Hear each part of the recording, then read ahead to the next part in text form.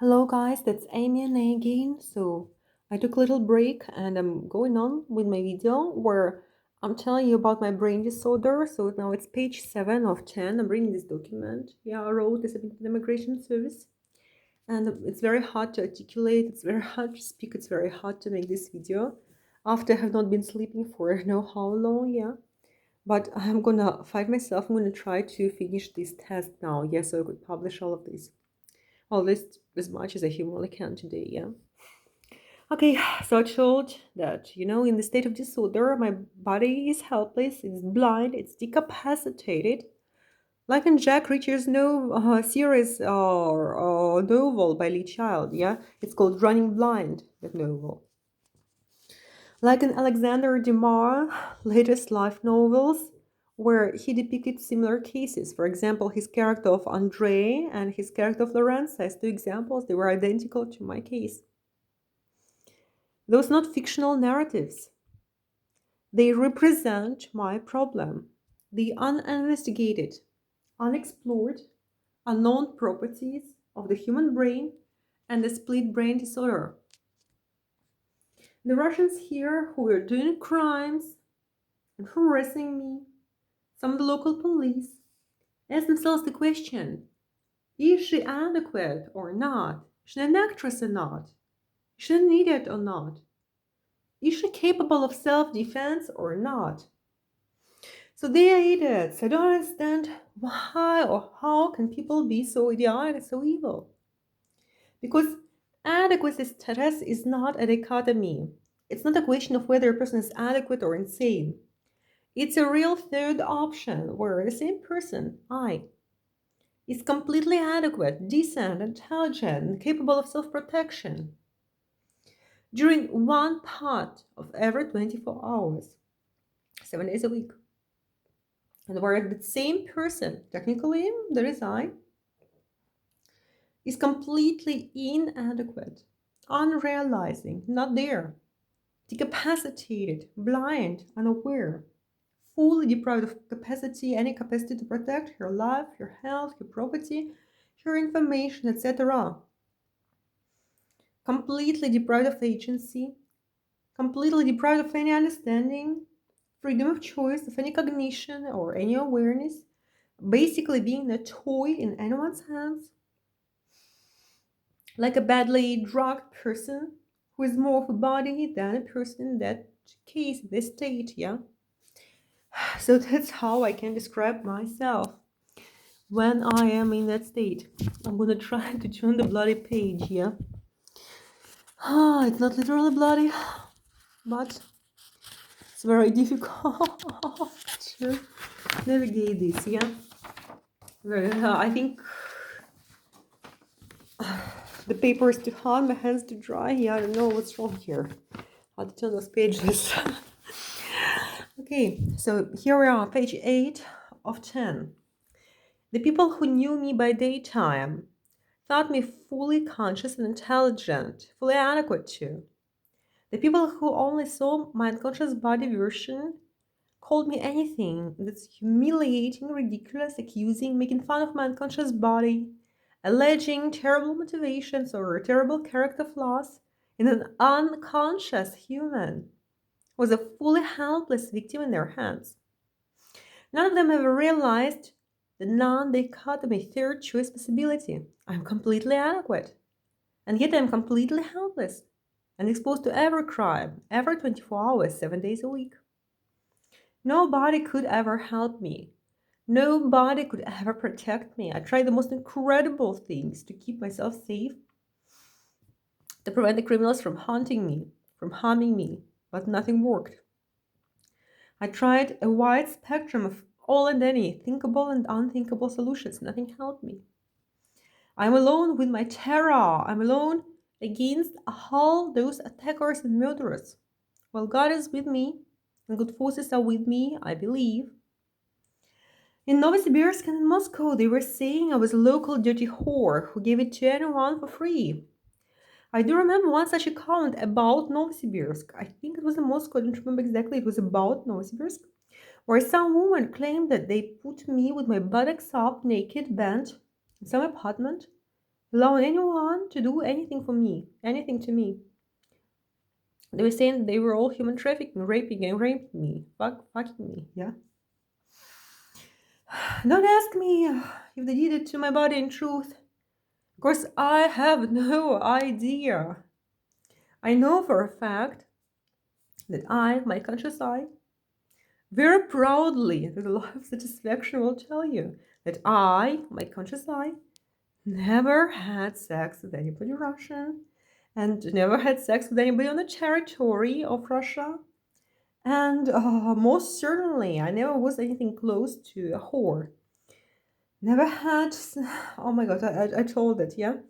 As far as I was concerned, my first decision for sexual activity was when I was 27 years old in the US.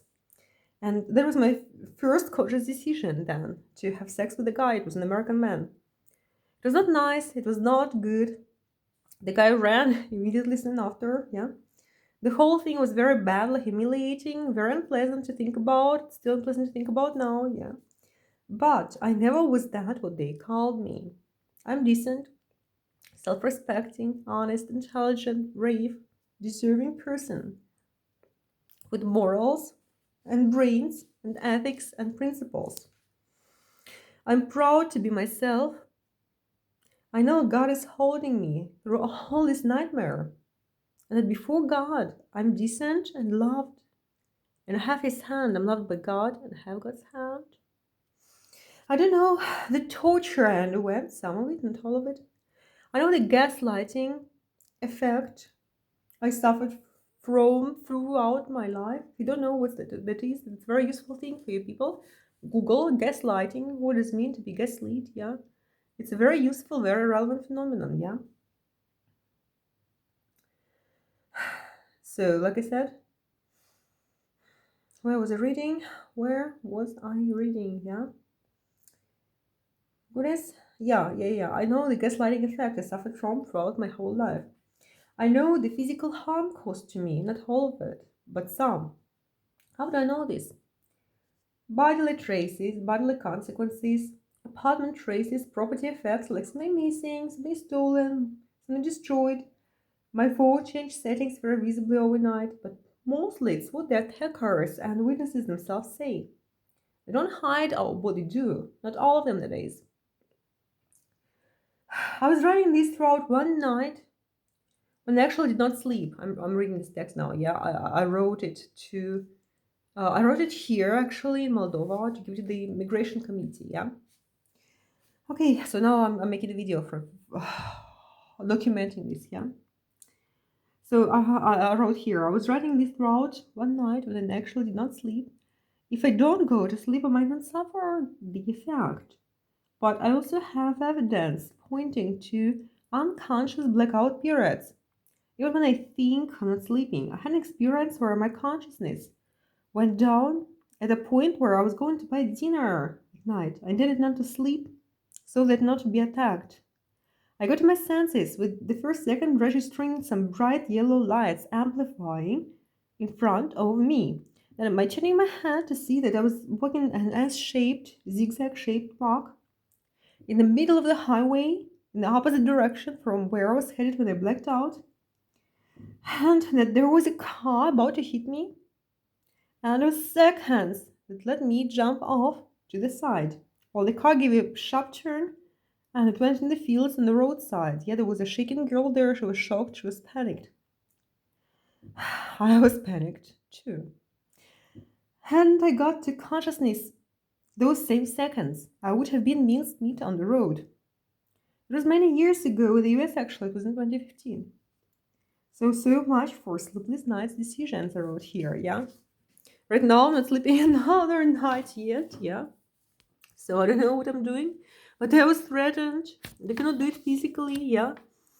I'm scared and I have very limited choice, 8, 9. I know that, like later through the morning, yeah, I will have a lot of difficulty walking, thinking, communicating, staying awake. Yeah, I cannot do this to myself no more. Okay, page 9 or 10. Now I also have those periods where it feels like I'm losing my lifetime. During daytime already, actually, and I have no idea where it went or what I was doing between this hour and now. It scared me very badly when I first realized that new development. I would wake up at about 7 a.m., but by the time I washed my face and finished eating breakfast, not cooking, eating breakfast, yeah, it would be 2 p.m. on the clock. I would sit down on the sofa at 4 p.m. trying to think of some decision for what seemed like a couple of minutes maximum. Then I realized it got dark outside and the clock signals approaching midnight. I don't always have that, but I noticed those emerging effects that made me take control of where my time disappears. But they also made me scared because I never had it before. It felt like my mind, my brain, my consciousness were being killed by somebody or something. I'm not afraid to report it here, but should anyone want to deprive me of my freedom or rights or money or threaten me or try to establish unwanted control over me, I will consider myself as having the moral and legal right to deny my every word in order to fight for my choices and my control of my life. I hope that's understood. In Serbia, they actually wanted me out because they understood some of my disorder and they thought me dangerous, quoting, "It's unclear if she has no control at all during those dates. Someone external is controlling her at a distance. And in both cases, she's dangerous and we want her out of here." End of quote. I also ask you to understand that I'm a human being and not an object. Meaning, any research over my body and brain should be subject to the informed consent of the real, conscious data in line and to the wide spectrum of legal and ethical guidelines and controls and restrictions. The nighttime unconscious walkie-talkie body is not able to give any informed consent or do anything legally binding because it is unconscious at below cognitive capacity, at below cognitive level, at the agency level of badly overdosed drugs someone or below, much below.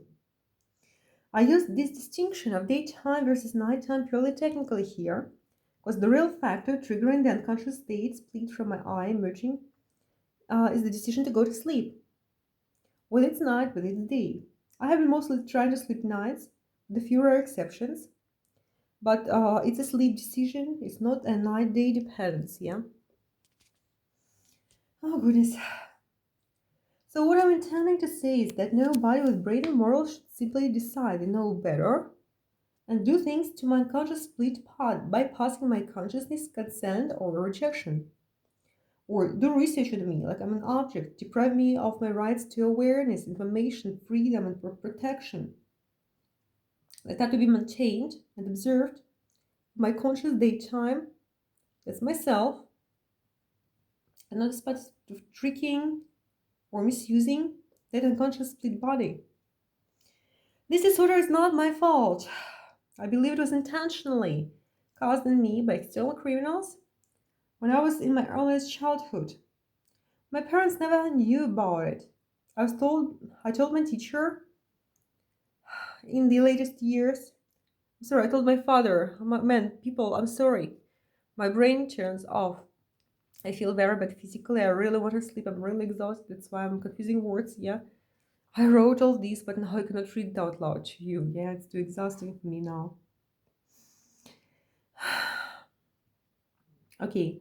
So I think I wanted to say that I told my father, but I cannot find where I was reading.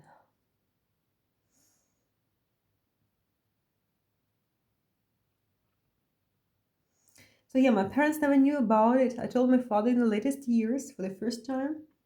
And I myself got to know gradually through a lot of terror, panic, and gaslighting, overcome, for fear, and a comprehensive investigation of what was being done to me and what was going on. This disorder was yet another major reason why I have been hunted and targeted and destroyed since the beginning. Until this moment now, the situation is unlikely to change unless I manage. I wonder what I'm going to say. Unless I manage to get what? I'm not really comprehending myself here. Well, let me turn the bloody page, yeah. Can't do this. Come on, cannot do this.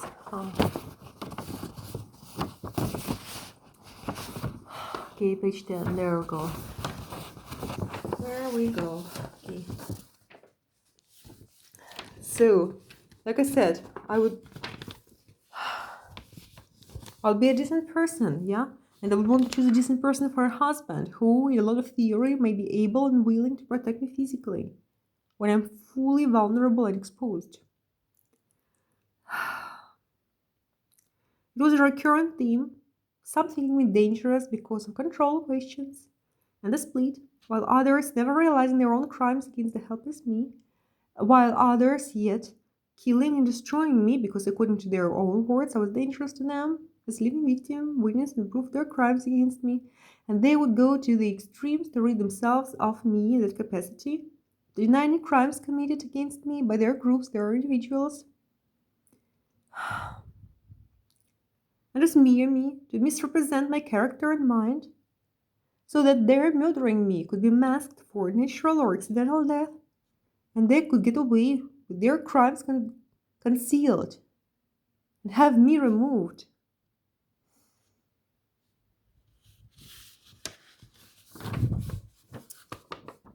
Okay, people, there was page 10.